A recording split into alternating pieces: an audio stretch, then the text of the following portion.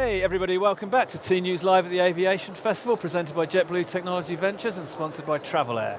My name is Martin Cowan, I'm Editorial Director of T-News. Next on the sofa, I've got Campbell Wilson, who's Senior Vice President of Sales and Marketing for Singapore Airlines. So Campbell, thanks very much for taking the time to join me. Pleasure. Just kick off with, Singapore Airlines is very well known for its very high customer service standards. So I'm just wondering about the role of technology and digital and that sort of stuff in terms of sort of delivering on the customer service proposition to your passengers. Well, clearly technology and digital and data and the whole concept of personalization is a key strategic driver for us. But technology for its own purposes is not the objective. We've been long known for service. All of the technology that we're putting in place is really with the customer in mind. So whether it is having more contextual awareness of the customer, whether it is being able to respond to that customer's needs in a more bespoke fashion, all of the technology investment is actually driving toward a better customer experience. I think too many times technology becomes an end to itself, and that is absolutely not the approach that we're taking. Okay, so in terms of just thinking, there's the customer experience in terms of the shop, buy and book process, we can talk about that later, but it's in terms of the customer experience in the cabin. I mean, is it empowering your staff to have more information about the passengers? Absolutely. And just so what's going on in the cabin that is now possible because of tech and data? Right. So about 7 years ago, we launched a CRM system, so relatively early in the piece for an airline, that drew together all of the information we had about particularly our frequent customers, their likes, their dislikes, their history, their most recent experiences with us. And then we've made it available to the frontliners, including the cabin crew, through an iPad device so that they are aware of a customer's particular history, a customer's particular likes and dislikes. And the challenge really for an airline like us is how do you translate that extra knowledge into still a human delivery? So clearly the iPad shouldn't be a visible device.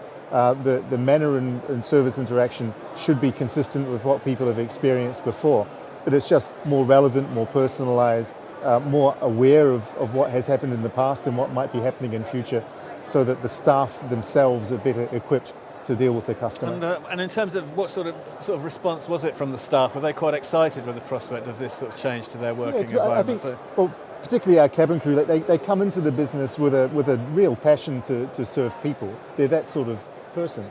We train them accordingly to do that very well. So when they're given new tools to do that job better and make people more happy in the process, they see it as an advantage. Now, of course, you've got many generations in the cabin crew, some mostly young, a few that are more experienced, and so there's a different receptivity to technology. But once people get past the hurdle of dealing with a technology, the information and the empowerment that gives them is greatly beneficial to their enjoyment of the job. Okay, so that's sort of tech innovation in the cabin, and then in terms of the sort of the search, shop and book part of the process. I mean, it would be remiss not to talk about NDC, and I know that Singapore is an IATA leaderboard airline, which as I understand it is there are 20 airlines that are going to have 20% of revenues through NDC solutions by 2020. I think I've got that correct.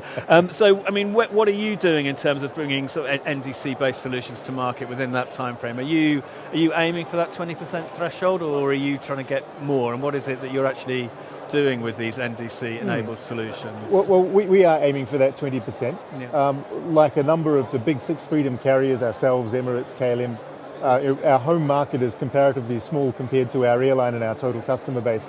So unlike some of the airlines with a big domestic base, we have to approach it slightly differently.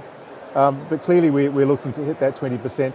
It does require us to work collaboratively with the incumbents, including the incumbent intermediaries, which we're doing. So that's both a technology discussion as well as a commercial discussion. The technology part of the equation is quite well advanced. So I think we're level 3 certified. We've got a number of NDC connections. We haven't yet got an NDC connection through a GDS, but then no one else has either. And we're in the first wave of the carriers that are looking to roll out end of this year and during the course of next year. I mean, that's an interesting observation around NDC, is that it's a technology and a commercial Yes. Initiative, and the technology is fairly settled and sorted, and now it's just the commercialization of that technology is where I wouldn't say focus technology is settled. I think it's Settling. but it's relatively imminent. The commercial side of things is obviously a more difficult discussion in some cases, because part of the motivation for NDC was a feeling by the airlines that the economic pie of distribution cost was not proportionately shared. And so NDC initially was considered a cost-saving mechanism. I think many airlines' thinking, including ours, has evolved far beyond that to seeing NDC as an incremental revenue-earning technology. Yeah. But clearly we would like to restructure the economic pie so that we feel there's a bit more balance. That does mean that there's a role for the GDS in future. It does mean that there's a role for the travel agent. We clearly see advantages for working with both, but we can't be sort of wedded to a technology which doesn't suit today's customer demand. Okay. Frankly, a availability display that says Z4, C4, J4 to tell you how many business class seats is archaic when you're spending $1 billion on product development. Yeah.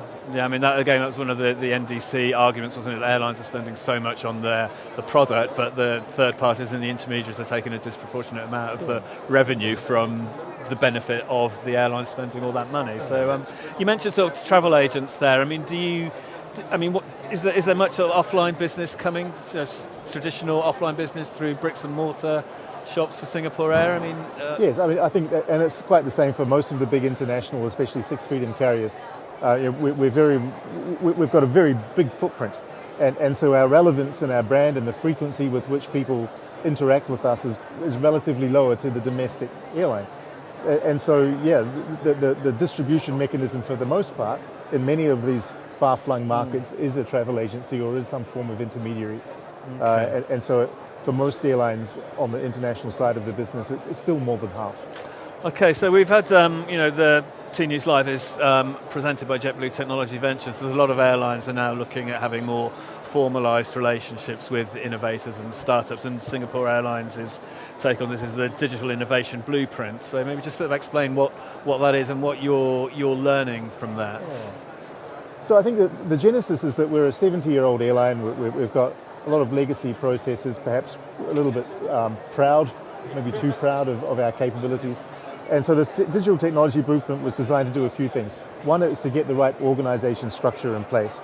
Two, it's to get the right mindset in place amongst our staff of perfection requires experimentation, which requires acceptance that there will be some failures, which requires a totally different approach than might have been the way in the past. So organization structure, mindset, technical infrastructure, obviously, and the amassing of data and the ability to do something with it. Then to do that effectively, you need to bring partners in, because no organization can do everything themselves. So whether it's big partners like Microsoft, Apple, Amazon, or smaller partners like incubatees that are developing a particular approach to a specific solution, we want to bring all of these in and expose our staff to them, expose them to our staff, and to co-create what we believe the future should be. So the innovation blueprint is very broad, but it is necessarily broad given the scale of the problem and the scale of the transition. Okay, and looking at innovation as the SVP of Sales and Marketing, I mean, where's the innovation in sales and marketing? Goodness gracious, where isn't it? To be honest, yeah. If you look at marketing, clearly targeted marketing, data-driven marketing, personalization is clearly a stream.